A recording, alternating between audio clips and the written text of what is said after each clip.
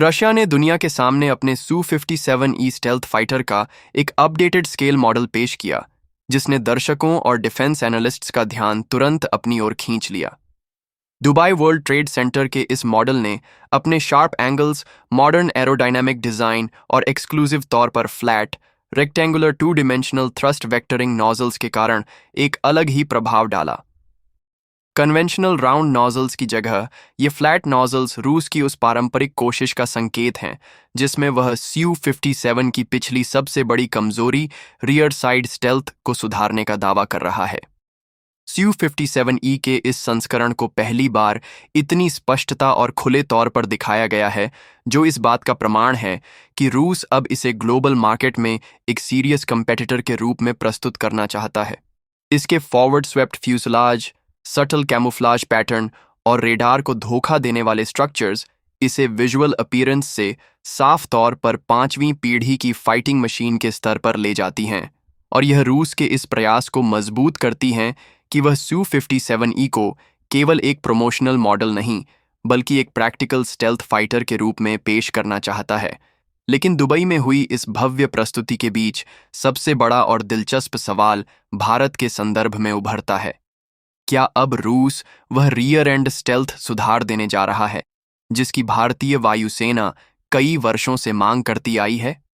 Su-57 के previous versions में इस्तेमाल किए गए राउंड नॉजल रेडर वेव्स को पीछे की दिशा में सीधे उछाल देते थे, जिससे विमान का पिछला हिस्सा आसानी से एनिमी रेडर पर दिखाई देता था। नए फ्लैट 2D TVC नॉजल्स इस समस्या को सीधे संबोधित करते हैं। उनके डिजाइन से एग्जॉस्ट का टेम्परेचर फैलकर IR सिग्नेचर कम होता है और रडार तरंगें नीचे की ओर मुड़ती हैं, जिससे RCS में बड़े पैमाने पर कमी आती है। रूस का दावा है कि इन नोजल्स के कारण पीछे की दिशा का RCS लगभग 50% तक घट सकता है, जो Su-57 को F-35 जैसे पश्चिमी स्टेल्थ विमानों के करीब ले जाने का एक महत्वपूर्ण कदम है, भले ही यह अभी भी बराबरी नहीं कर पाता। इस बदलाव का सही महत्व इस बात में है कि Su-57 की आलोचना हमेशा से उसकी रियर साइड स्टेल्थ की कमी को लेकर की जाती रही थी, और रूस अब उसी कमजोरी को रणनीतिक रूप से दूर करने की कोशिश कर रहा है। दुबई एयर शो में यह बदलाव इसलिए भी महत्वपूर्ण हो जाता है क्योंकि ग्लोबल पॉलिटिक्स और मिलिट्री मार्केट में रूस की स्थिति पिछले कुछ वर्षों में काफी चैलेंजिंग हो गई है। यूक्रेन युद्ध ने रूस की उत्पादन क्षमता पर भारी दबाव डाला है और पश्चिमी प्रतिबंधों ने उसकी तकनीकी पहुंच को सीमित कर दिया है। वहीं एशिया और मध्य पूर्व के बाजारों में चीन का प्रभाव बढ़ता जा रहा है। ऐसी स्थिति में Su-57E रूस के लिए केवल एक उन्नत लड़ाकू विमान नहीं बल्कि एक डिप्लोमेटिक और इकोनॉमिक वेपन्स भी बन गया है, जिसे वह नए खरीदारों को आकर्षित करने के लिए पूरी ताकत से पेश कर रहा है। दुबई में यह प्रदर्शन स्पष्ट रूप से मिडिल ईस्ट, एशिया और अफ्रीका के उन देशों को ध्यान में रखकर किया गया था जो F-35 जैसे महंगे विकल्पों को नहीं खरीद सकते, लेकिन फिर भी 5वीं पीढ़ी की क्षमता वाले स्टेल्थ फाइटर चाहते हैं। भारत के संदर्भ में यह प्रदर्शन और भी संवेदनशील हो जाता है। भारतीय वायुसेना ने 2018 में FGFA प्रोजेक्ट इसलिए छोड़ा था क्योंकि Su-57 की स्टेल्थ क्षमता फ्रंटल और रियर दोनों ही दिशा में भारत की अपेक्षाओं से काफी नीचे पाई गई थी। जहां F-35 का अनुमानित फ्रंटल RCS लगभग 0.001 स्क्वायर मीटर है, वहीं Su-57 के लिए यह 0.1 से 1 स्क्वायर मीटर के बीच माना गया, जो 5वीं पीढ़ी के मानकों से बहुत अधिक है।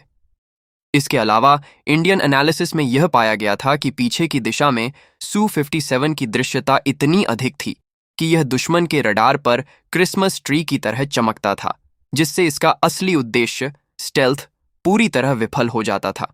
हालांकि अब रूस के इन नए 2D नोजल्स ने भारत को संकेत दिया है कि वह उसकी मांगों को गंभीरता से ले रहा है, लेकिन इसके बावजूद भारतीय विशेषज्ञ अब भी आश्वस्त नहीं हैं।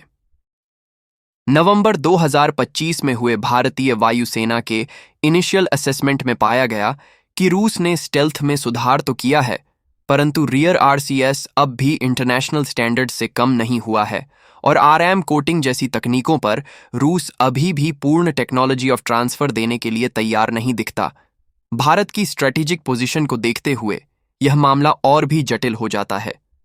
चीन अपनी J-20 उत्पादन लाइन को पूरी रफ्तार पर चला रहा है और पाकिस्तान तुर्की के K-आन फाइटर में रुचि दिखा रहा है, जबकि भारतीय स्क्वाड्रन संख्या 30 से भी नीचे जा चुकी है, जो सुरक्षा विशेषज्ञों के लिए चिंता का विषय है। भारत के सामने दो रास्ते हैं, या तो वह Su-57E जैसे विदेशी विकल्प को एक त्वरित समाधान के तौर पर अपनाए, या फिर समय लेकर अपने घरेलू AMCA प्रोजेक्ट के विकास पर ही भरोसा करे। Su-57E की कीमत F-35 की तुलना में लगभग आधी बताई जाती है और भारत के लिए टेक्नोलॉजी ऑफ ट्रांसफर का प्रस्ताव भी आकर्षक हो सकता है, लेकिन यह भी उतना ही सच है कि Su-57E की रिलायबिलिटी अभी तक किसी रियल वॉर सिचुएशन में सिद्ध नहीं हुई है, जबकि राफाल और F-35 लंबे समय से परिचालन में रहकर अपनी क्षमता साबित कर चुके हैं। दरअसल भारत का AMCA प्रोजेक्ट 5वीं पीढ़ी के भविष्य का रास्ता है, जिसे भारत पूरी तरह स्वदेशी बनाना चाहता है। Su-57E भारत को तात्कालिक राहत दे सकता है, लेकिन AMCA दीर्घकालिक समाधान है, इसलिए भारतीय वायुसेना हर कदम बेहद सावधानी से उठा रही है।